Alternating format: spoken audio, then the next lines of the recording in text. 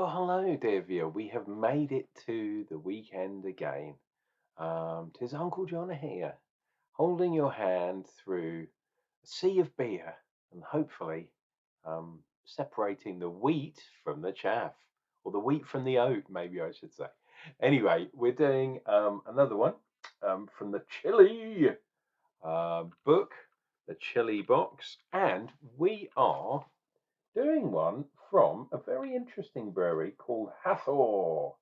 Um, this is a two-page spread, and all the photos, everything I can see in these kind of photos, and from reading in here, says it doesn't actually say that it's 100% women only, but all the pictures are women. There's no guys in there at all, which I thought was quite interesting. And they're talking about how the brewery is community focused, which, dear viewer, all breweries should be. Um, but interesting that it seems at least to be all women, and it looks like they're related as well. So that's fine, not a problem with that at all. However, when you go from all men to all women, is that good? Um, I don't know. The other interesting thing is Hathor is an Egyptian god, so they've taken some inspiration from Egypt, which I think is pretty cool. Um, Apparently something to do with the god of brewing or something. So there we are, Hathor craft beer, um, and it's called Diosa or Odiosa, Wingardium Odiosa, and it's a Belgium pale ale. And look, they've got some rainbows. Does that have some hidden woke thing going on? But there's definitely, look, that brewer looks like a lady there.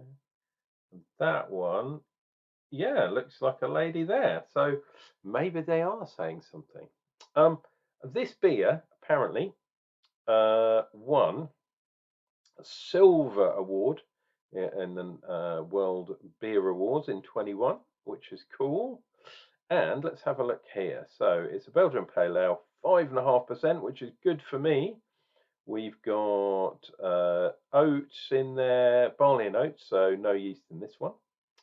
And it says this easy drinking Belgian Pale is fruity and biscuity with a sweet caramel finish and a medium bitterness. Hops deliver fruity and herbal notes on top of a round body with some medium carbonation, which sounds pretty cool. And if you look down here, again, we're contract brewed once more for St. Ives. Um, and you would have guessed that because it's in a 330. But very interesting. And I even like the black top. Let's double check. No, silver bottom. When are you guys going to start making the black bottoms? Because we all know that we like black bottom girls. Whoa, quite a bit of a hiss there on my pressure testing. Any bubbles? Oh, there are a few bubbles coming out. Now, I can show you, hopefully, what I've done here. So, I've literally just cracked just a tiny bit. You can see the bubbles are coming from there. They're not coming from this side, and the actual drinking place is definitely closed. So, dear viewer, this is how I do it. When I talk about pressure testing, this is exactly what I do to prevent an explosion, a fountain of beer coming out. It's just a tiny bit of the gas coming out. If it goes pear-shaped, don't worry, I have the bandana on hand to mop up any spillages, which have happened before. Right, hopefully, oh no, there's still some bubbles coming out. But can you see how it's literally just bubbles and a tiny, tiny amount of kind of foam, but not gushing beer. So this is just to adjust the pressure contained within this bad boy. And I can tell, because I'm giving it a bit of a squeeze, I can tell that we're balancing, dear viewer, we're balancing. And it's the pressure differential. If you look at the news and the weather forecasts, they talk about things like occluded fronts, where a cold meets a warm. Not good. High pressure within the can, meeting low pressure outside the can. Basically, it means things like storms, and we don't want any more storms. My God, we've had two back-to-back storms, and because I live very close to the Channel and the North Sea, we're constantly getting storms. I live on an island, basically. It used to be an island. In Roman times, it was an island, believe it or not. Okay, let's try and crack this bad boy open and hope. There we go. Look, foam's in the can, but not any come out the side. Dear viewer, case in point, that's why you shouldn't leave your beers for as long as I have, but also that's why you should always pressure test. I do this with cans, but I also do it with bottles as well now. There we go. We have the famous legend in his own lunchtime tasting glass from Unclejona. We'll go for a medium pour. I don't go crazy. I'm keeping an eye on that stream. I don't want too much. Oh, look, it's pouring cloudy now, so don't want too much of that cloudy stuff in there. Wow. And look what's happened, dear viewer. I knew this was going to be quite a violent sort of beer, but look at that bad boy. 2 fingers, more than that, 3 fingers, 2.5, let's say. But look at those bubbles, massive bubbles.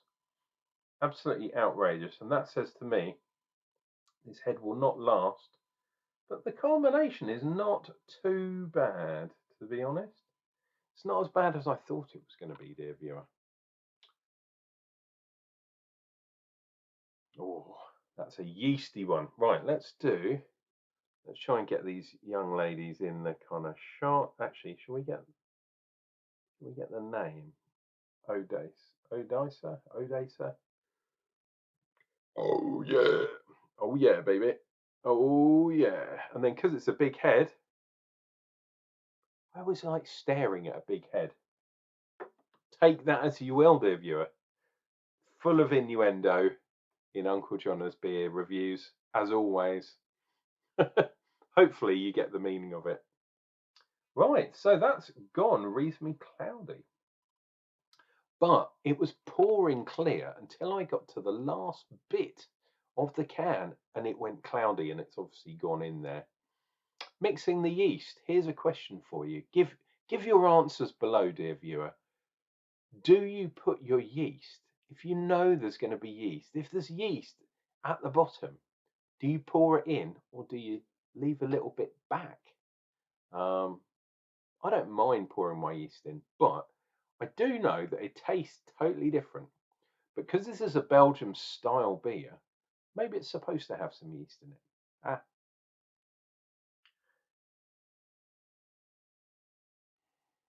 Mm.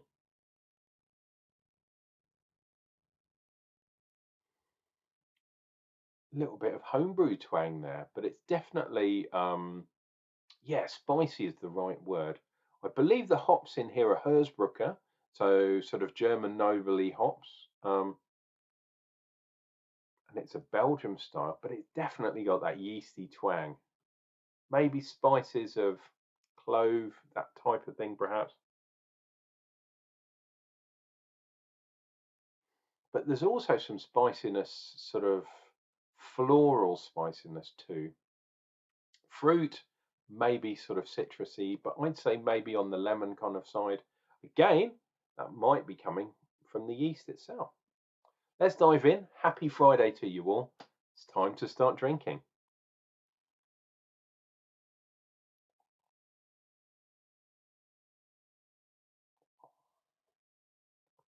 Oh, yeah, wow. Definitely that Belgium style.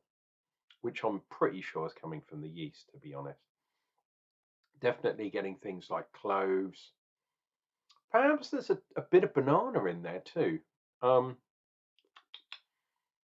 It's not that dry. It's got a reasonably kind of sweet, yeasty finish, definitely. Yeah, and if this was in Europe, I would definitely say this is a Belgium style. It's a little bit dark though. Belgium wheat beers are usually a bit lighter. But I mean, it's a nice golden color. I'd call that a golden colored ale. Yeah, which is cool. And the actual carbonation is sort of it's pretty medium. Okay, the pressure was really built up in the can. I'm glad I did that pressure test, and I'm glad I got it for a change on camera. That one was pretty perfect, and I show you when I talk about things like pressure testing a can. It's exactly what you want to do to stop it just exploding everywhere. If you open it too far, it does start to come out extremely. But if you literally just crack that can a tiny bit with your ring, the ring pull just tiny, just put the little touch of the head of the ring into the can. Wow, my God, double entendres coming out. Let's drink some more.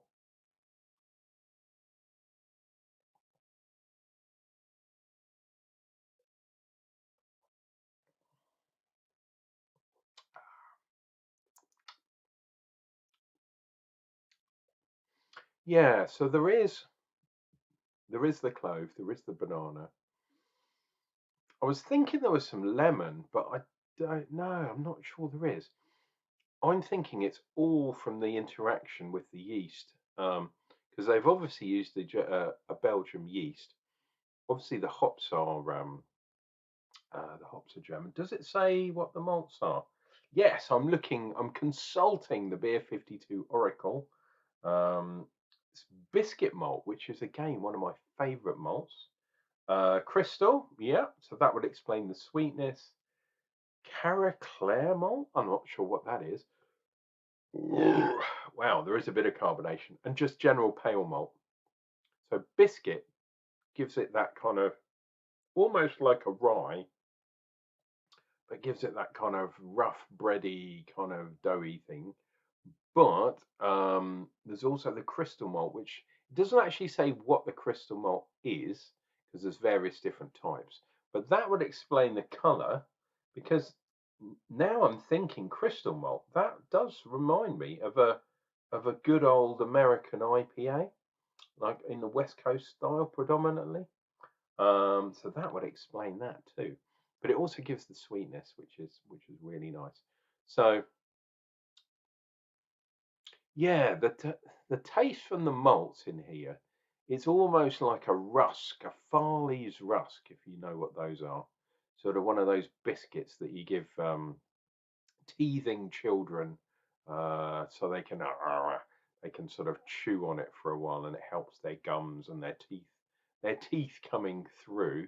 Um, but it's like a sweetish kind of biscuit, like almost like a milk biscuit.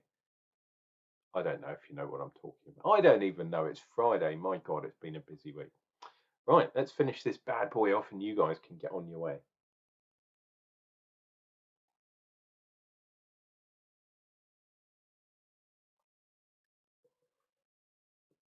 And look, a nice fat line to finish on. We've got some lovely foam cascading down the side of that glass. Absolutely fantastic. Oh, look, we've got a sort of foo dogs going across there. There's one there, or a horse perhaps, galloping. Where is he? There he is, galloping across, dun, dun, dun, dun, dun, dun, to meet a sort of other horse or something. That looks a bit more like a duck coming the other way. On Foam Watch today, we have a horse versus a duck. But as you know, dear viewer, I'm one for foam. I love head. Head is one of the perfect things about beer. I like the look of it. I like lacing. I'm converted. Didn't used to think or pay much attention to the head, but I love head now. Maybe it's because I'm getting old. Who knows? Dear viewer, that is the showcase of the beer today. Diosa by Hathor Brewing Co.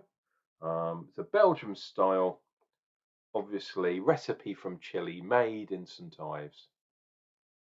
What more can I say about this beer? Now, please subscribe.